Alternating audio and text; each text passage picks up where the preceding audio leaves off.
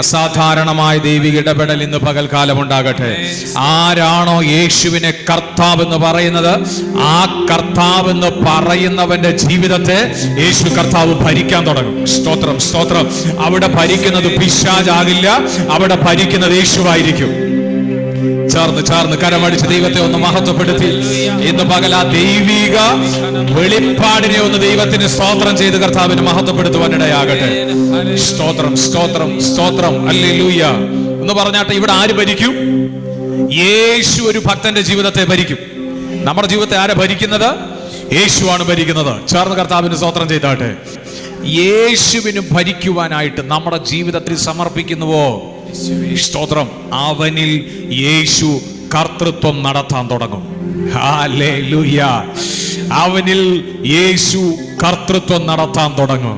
അങ്ങനെയാണെങ്കിൽ ഇന്ന് പകൽ ഇവിടെ ഇരിക്കുമ്പോൾ നിങ്ങളുടെ ജീവിതത്തെ ഭരിക്കാൻ യേശുവിനെ കർത്താവെന്ന് ഹല്ലേലൂയ വായ കൊണ്ട് ഏറ്റുപറയുന്ന ഒരുവന്റെ ജീവിതത്തെ ഭരിക്കാനായിട്ട് ഒരു രാജാധി രാജാവ്, കർത്താധി കർത്താവ് ഈ ഭൂമിയിൽ അവതരിച്ചു. അവന്റെ പേരാണ് യേശു.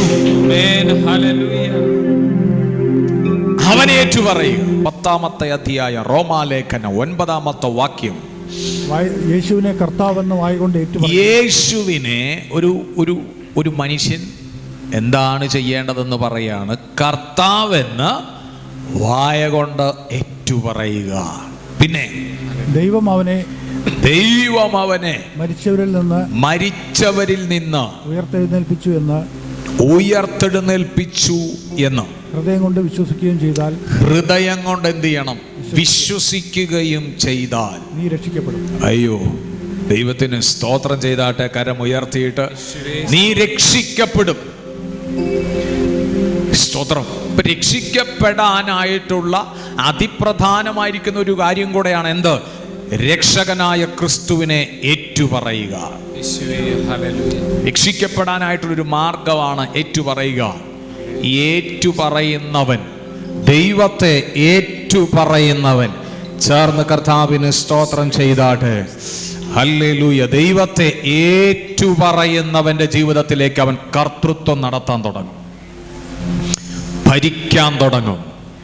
ഇന്നലെ വരെ കണ്ടതുപോലെ ആയിരിക്കത്തില്ല അവൻ ഭരണമേറ്റെടുത്താൽ. കർത്താവിനെ കരങ്ങൾ ഉയർത്തി സ്തുതിച്ച് എത്ര പേർക്ക് പറയാൻ പറ്റുന്നുണ്ട്? ഒരു കാര്യം കൂടെ പറയാം. അവൻ ഭരണം ഏറ്റെടുത്താൽ ആ ഭരിക്കുന്നവന്റെ സ്ഥിതി മാറാൻ തുടങ്ങും. ഭരിക്കുന്ന സ്തോത്രം. ഹല്ലേലൂയ. ആരെയാണോ യേശു ഭരിക്കുന്നത്, സ്തോത്രം, ആ വ്യക്തിയുടെ സ്ഥിതി മാറാൻ തുടങ്ങും. കാരണം സ്തോത്രം, അവനിൽ കർത്തൃത്വം നടത്താൻ ഒരുവൻ വന്നിട്ടുണ്ട്.